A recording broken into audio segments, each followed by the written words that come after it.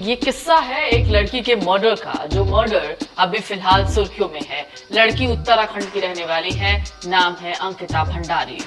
उत्तराखंड के जनपद पौड़ी के श्रीकोट की रहने वाली अंकिता भंडारी 19 साल की थी और गंगा भोगपुर स्थित बंतरा रिजॉर्ट में रिसेप्शनिस्ट थी। 18 सितंबर से लापता थी। उत्तराखंड के डीजीपी अशोक कुमार कहते हैं कि इस मामले में बताया गया कि अंकिता भंडारी 4-5 दिन से गायब थी। जिस इलाके से अंकिता गायब हुई वो राजस्व पुलिस का क्षेत्र है और पटवारी ने अंकिता की गुमशुदगी की रिपोर्ट लिखी थी। अब इस पूरे मामले में एक बड़ा खुलासा हुआ है। खुलासा आपको धीरे धीरे बताते हैं। पुलिस का कहना है कि 22 सितंबर को मामला रेगुलर पुलिस के पास आया और लक्ष्मण झूला थाने ने पुलिस की जांच शुरू कर दी। उन्होंने बताया कि मामला पुलिस के पास आने के बाद 24 घंटे के भीतर जांच के बाद उन्होंने 3 आरोपियों को गिरफ्तार कर लिया। रिपोर्ट कहती है व्हाट्सएप पर भी अंकिता ने अपने एक परिचित को अपने परेशान होने की खबर दी थी। रिजॉर्ट कर्मियों ने यह भी पुलिस को बताया कि अंकिता उस रात करीब 8 बजे तीनों आरोपियों के साथ निकली। रात 10:30-11 बजे के करीब केवल तीनों आरोपी ही वापस आए। अंकिता उनके साथ नहीं थी। उस रात तीनों ने कुक से खाना बनवाया और अंकिता का खाना अंकित यानी पुलकित गुप्ता ने खुद उसके कमरे में पहुंचाने की बात कही। पुलिस कहती है रिजॉर्ट के कर्मचारियों से पूछताछ के बाद पुलिस पुलकित आर्य, अंकित उर्फ पुलकित गुप्ता और सौरभ भास्कर को पूछताछ के लिए थाने लेकर गई। यहाँ जब पूछताछ हुई तो तीनों टूट गए। तीनों ने कहा कि अंकिता को उन्होंने नहर में धक्का दिया। आरोपियों ने जो पुलिस को बताया उसके मुताबिक अब आपको बताते हैं। आरोपियों ने कहा 18 सितंबर की शाम अंकिता और पुलकित के बीच किसी बात को लेकर विवाद हुआ था। तब पुलकित ने अंकिता को ऋषिकेश घुमाकर लाने की बात कही। अंकित और सौरभ भी कुछ ऐसा ही कहने लगे। इसके बाद एक बाइक और एक स्कूटी से चारों लोग ऋषिकेश के लिए निकल गए। चारों एम्स ऋषिकेश पहुंचे, वहां से लौट आए। वापसी में बैराज चौकी से करीब 1.5 किलोमीटर की दूरी पर पुलकित और अंकिता अंधेरे में एक जगह रुके।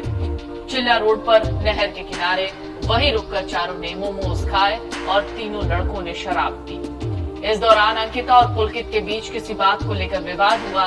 जब पुलिस ने तीनों से पूछताछ की तो पहले सभी आरोपी पुलिस को प्लान के तहत रची कहानी सुनाते रहे, लेकिन पुलिस ने जब सख्ती बरती तो तीनों टूट गए और सच बता दिया। आरोपियों ने आगे कहा कि वो लोग बैराज चौकी से आगे पहुंचे, जिसके बाद चिल्ला नहर पर रुक गए। यहाँ पर अंकित, पुलकित और सौरभ ने जमकर शराब पी। ये सब वहाँ मौजूद अंकिता भंडारी देखती रही। अचानक से अंकिता से पुलकित का विवाद होने लगा। इस पर अंकिता ने कहा कि वो रिजॉर्ट में चल रहे अनैतिक कामों की जानकारी घर वालों को दे देगी। अंकिता के घर वालों को बताए जाने की बात से पुलकित और ज्यादा भड़क गया और दोनों में विवाद बहुत तेज हो गया। विवाद के बीच अंकिता ने पुलकित का मोबाइल नहर में फेंक दिया।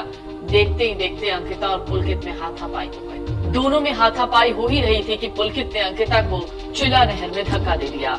नहर में गिरने के बाद अंकिता बचा लो कहती रही और पानी से बाहर आने की कोशिश करती रही, लेकिन नहर में बहाव तेज था, जिसकी वजह से कुछ देर के बाद वो डूब गई। पुलिस ने चिल्ला नहर से अंकिता का शव बरामद कर लिया है।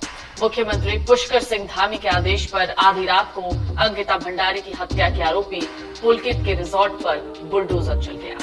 डीजीपी अशोक कुमार ने कहा कि सीएम के आदेश के बाद पौड़ी प्रशासन और पुलिस ने कार्रवाई शुरू कर दी। आधी रात को ही पुलिस टीम ने आरोपी के रिजॉर्ट को ध्वस्त करना शुरू कर दिया। अंकिता के डूबने के बाद चारों आरोपियों ने बचने के लिए एक नया प्लान बनाया। आरोपियों को अंकिता के साथ रिजॉर्ट से निकलते हुए अभिनव और कुश नाम के 2 स्टाफ ने देख लिया था। इस वजह से वो डरे हुए थे। प्लान के तहत आरोपियों ने शेफ मनवीर को फोन किया और 4 लोगों के लिए खाना बनाने को कहा। शेफ ने जब अंकिता के बारे में पूछा तो आरोपियों ने कहा कि वो उनके साथ नहीं है। इसके बाद आरोपी रिजॉर्ट पहुंचे। प्लान के तहत अंकिता ने शेफ से कहा कि अंकिता का खाना वो उसके कमरे में दे देगा, ताकि शेफ और दूसरे कर्मचारियों को ये न पता लगे कि अंकिता अपने कमरे में नहीं है। अगले दिन पुलकित और अंकित हरिद्वार चले गए। पुलकित ने नया मोबाइल खरीदा और एक सिम।